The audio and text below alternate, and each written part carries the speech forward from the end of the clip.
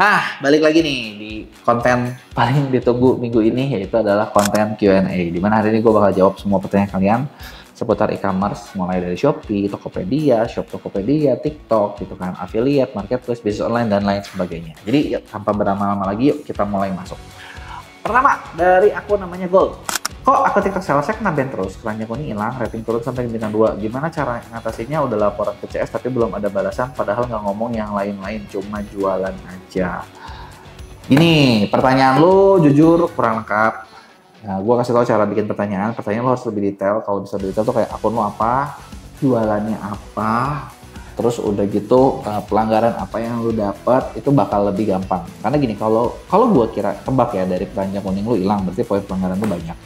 Rating turun sampai bintang 2. Kayaknya lu punya masalah gara-gara ini deh, fulfillment deh. Misalnya lu dapat banyak bad rating, atau lu lagi ada telat kirim dan serentak kirimnya turunnya banyak gitu ya. Atau misalnya gini, lu lagi dapat banyak order terus lu nggak bisa fulfill.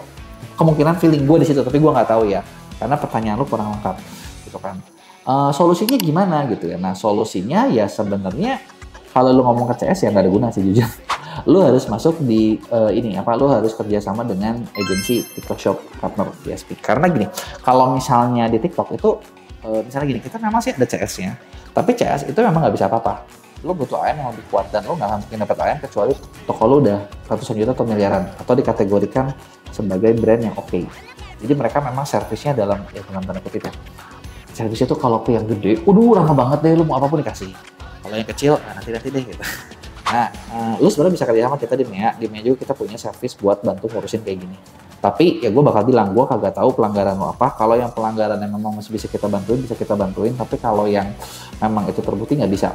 Ya nextnya gimana? Lu bikin akun baru, ya binding sama kita dari awal. Jadi itu bakal bikin akun lo lebih aman. Nah oke, terus udah gitu dari Mama Dana. Mama Dana kilah, oh kalau afiliator bisa pakai TikTok Ads? Bisa. Bahkan sebenarnya gini loh, afiliator ya, kita di MEA tuh sering cukup banyak boostingin afiliator-afiliator kita yang kerja sama di MCM. Jadi kita yang nge-adsin buat mereka gitu. Tapi kalau misalnya lu udah terbukti memang menghasilkan gitu kan, bisa di adsin, bahkan lu kalian nggak keluar budget gitu kalau yang udah ini di MCM. Tapi kalau yang masih baru ya lu belajar dulu. Tapi bisa, kalau mau kita adsin biar lebih efektif bisa, tapi budget dari kalian juga bisa. Cuman kalau afiliator main TikTok Ads, menurut gua sih tergantung ya. Kalau misalnya kontennya lagi bagus, hajar TikTok Ads itu bakal bener-bener bagus. Tapi kalau kontennya biasa aja, mending nggak usah gitu ya, karena itu kalian bakal rugi. Nah, terus kemudian dari Fix Media, kok mau nanya, idealnya komisi afiliator berapa persen ya? Nggak murah supaya menghargai tenaga afiliator, tapi nggak terlalu tinggi juga ya, karena tahu sendiri sekarang jualan online profitnya tipis banget. Sebenarnya gini, kalau ditanya komisi afiliator berapa persen, idealnya sekarang tuh rata-rata standar di 10-15%. 10-15% itu cukup masuk.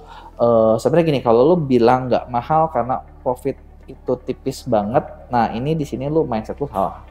Karena gini, kalau lu main affiliate itu kita bukan perang harga. Affiliate itu ngomongin value yang bisa dikasih gitu. Dan affiliate itu efektif kalau misalnya gini, kalau lu barangnya barang generik kayak misalnya lu jual aqua, lu jual teh botol gitu yang di mana-mana ada, ya jangan main affiliate, cuma. Tapi kalau lu jual barang sendiri, lu bisa bikin branding sendiri, nah lu bisa masukin value, main affiliate, itu kencang banget. Kemudian ada lagi pertanyaan dari Mahya Bashir.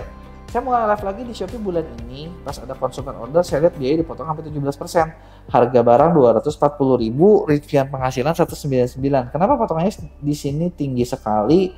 Mungkin di sini ada yang tahu cara stop promo atau programnya. Saya udah coba Shopee, statusnya masih diproses terus. Sebenarnya gini, ini pertanyaan juga gue agak sulit menjawab dengan detail. Kepotongnya 40.000, 17% kan. Nah kenapa kayak gini? Nah ini sebenarnya mungkin gini, ada beberapa program atau campaign-campaign yang diaktifkan. Jadi Shopee itu kan ada biaya admin biasa, ada gratis ongkir ekstra. Ketika start gratis ongkir ekstra, itu kita kena potongan sekian, gitu kan. Nah udah gitu ngaktifin affiliate nggak? Jangan-jangan ordernya dari affiliate.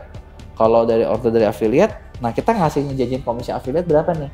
Kalau 17%, kemungkinan ya ada gratis ongkir ekstra, ada affiliate-nya kurang lebih 5-6% gitu. Atau lagi ikutan campaign, di mana di campaignnya itu memang ada potongan voucher yang ditanggung penjual, atau misalnya kamu lagi ngaktifin kupon yang ditanggung penjual, jadinya potongannya segitu gitu. Tapi kalau misalnya enggak sih, nggak mungkin gitu. Jadi harus dicek program apa aja yang lagi diikutin.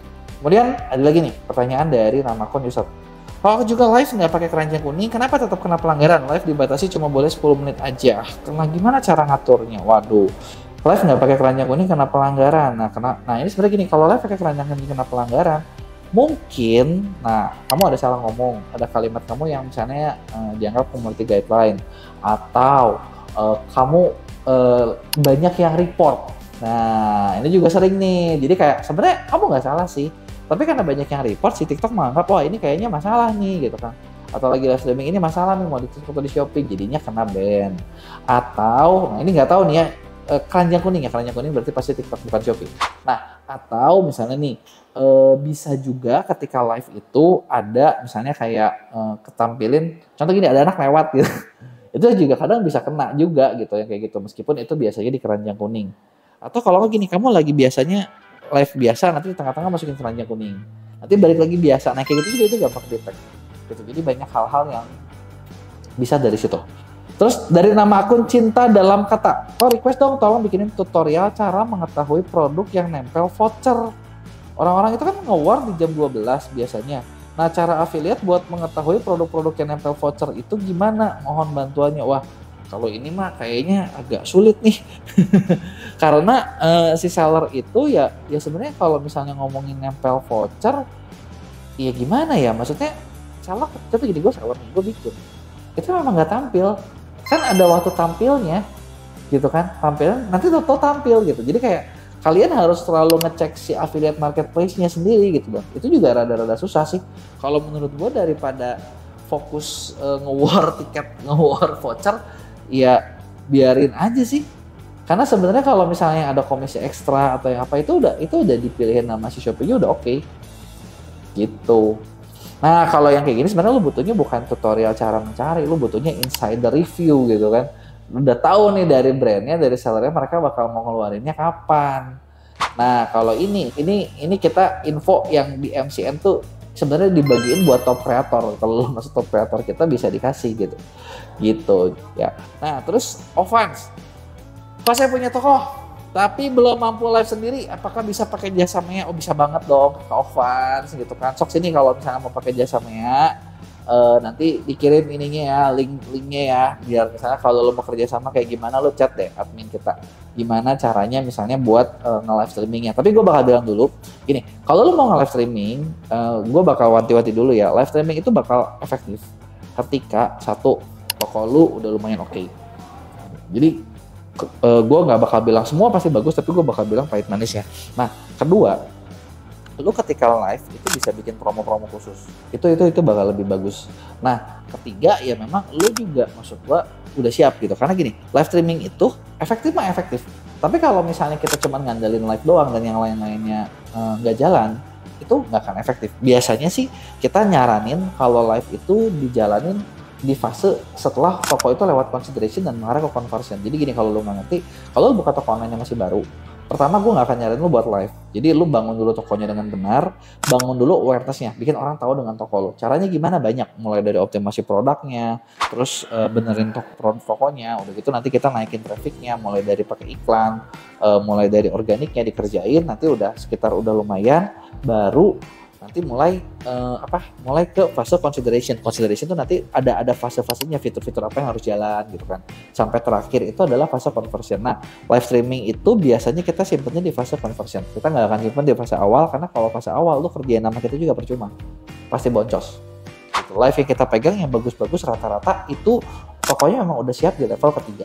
Jadi itu dia ya kalau misalnya buat kerja sama kita gitu ya. Nah, jadi itu dia guys, semua pertanyaan di Q&A minggu ini. Nanti kalau lu masih ada yang masih belum jelas, lu coba bikin pertanyaan, lu boleh komen di sini atau di konten gue yang lain tentang apa. Nanti gue bakal bikin jawabannya minggu depan.